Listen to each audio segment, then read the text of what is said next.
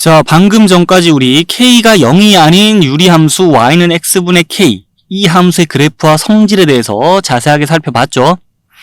그럼 이번에는 이 식에서 분자 k에 주목하면서 이 k의 값에 숨겨진 그래프와 관련된 기하적 의미에 대해 잠시 또 얘기를 하고 넘어갈 건데요. 지금부터 하는 얘기를 잘 들어봐 두면 앞으로 유리함수의 그래프를 해석하는 시야가 좀 달라질 수 있기 때문에 너무 큰 부담 갖지 말고 지금부터 하는 얘기를 잘 한번 들어봐 두고 넘어가면 좋겠어요.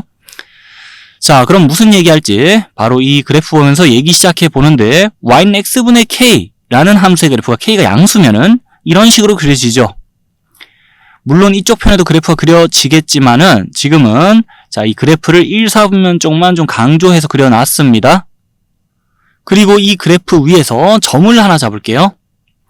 자, 그래프 위에 이 점을 점 P라 부르고 그 점의 XY 좌표를 각각 XY라 할 때 그 점 P에서 X축, Y축의 수선을 내리면서 이 X축의 일부 또 Y축의 일부 그리고 이 수선들로 이루어진 이 보고 있는 직사각형 있죠.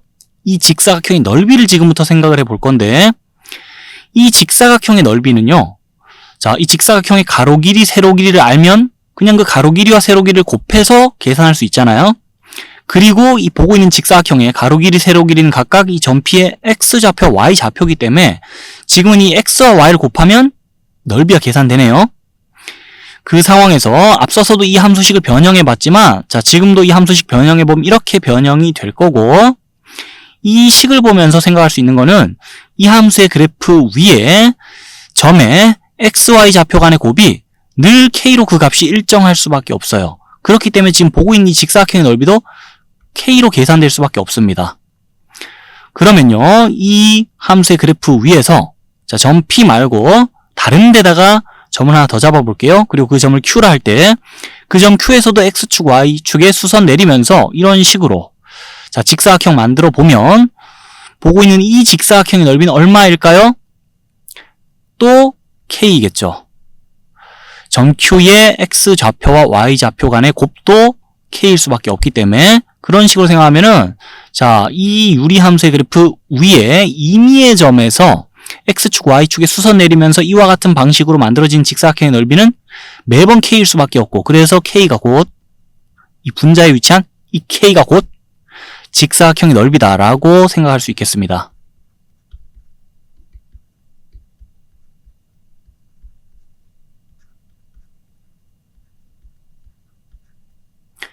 자, 여기까지 정리됐으면은 옆으로 가볼게요. 이제는 우리한테 많이 친숙해진 함수들이죠.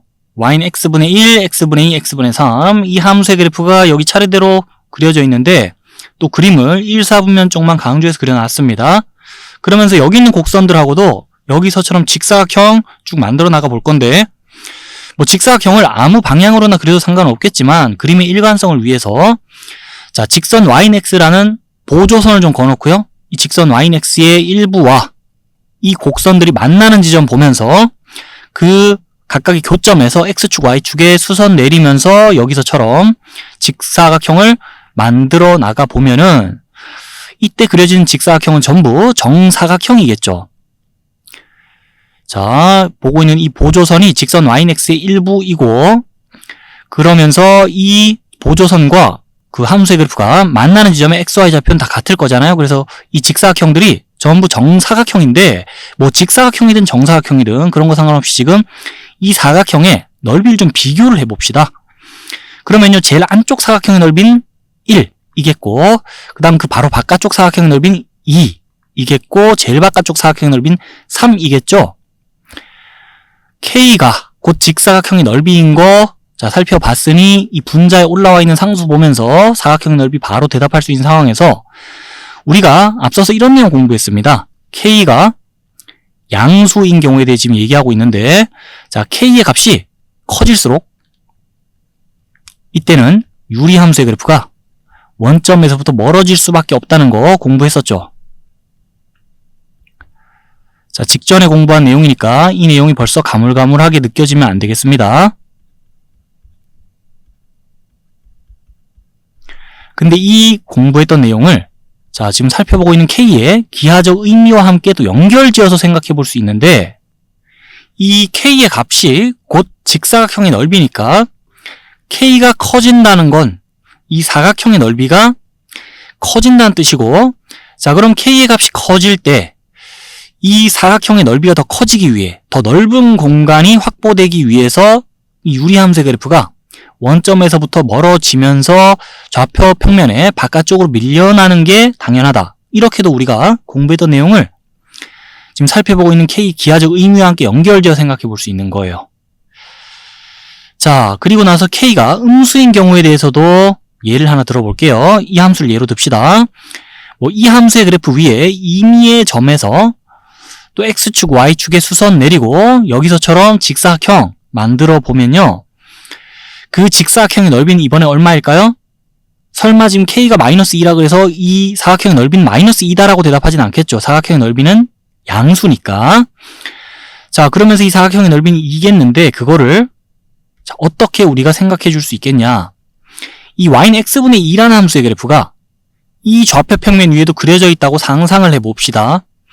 그럼 그 곡선과 함께 만들어진 직사각형의 넓이는 2일 텐데 그 그림을 y축 왼쪽으로 접어 넘겼다고 생각하면 그때 넓이는 변하지 않으니까 이 사각형의 넓이도 2일 수밖에 없다 라고 자 그래프의 대칭성 고려하면서 직관적으로 답을 생각해 볼 수도 있겠고, 아니면요 이 주어진 함수식하고 또 식과 함께 계산도 해볼 수 있는데 이 식을 변형하면 이렇게 변형이 되죠.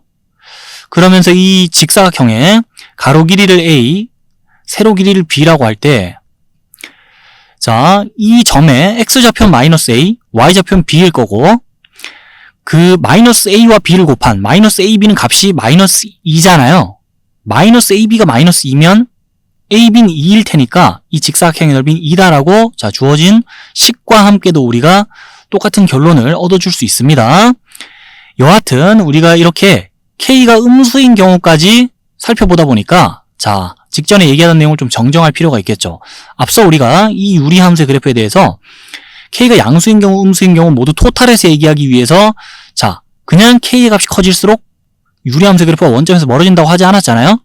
절대값 K의 값이 커질수록 그래프가 원점에서 멀어진다 그랬죠. 그런 것처럼 지금도 K가 음수인 경우까지 고려해 주기 위해서 그냥 K가 곧 직사각형의 넓이다 할 게 아니라 이 유리함수에서 절대값 K가 곧 직사각형의 넓이다라고 내용을 좀 정정할 필요가 있겠습니다.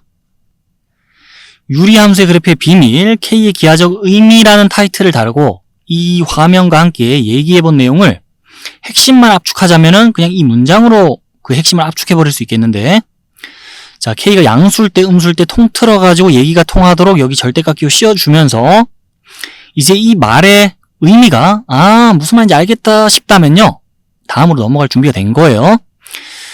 그러면 이제 K의 기하적 의미에 대해서는 이 정도 얘기해 두고 다음으로 넘어가서 지금까지 살펴보던 유리함수의 그래프가 좌표 평면 위에서 평행 이동되는 모습을 좀 봅시다.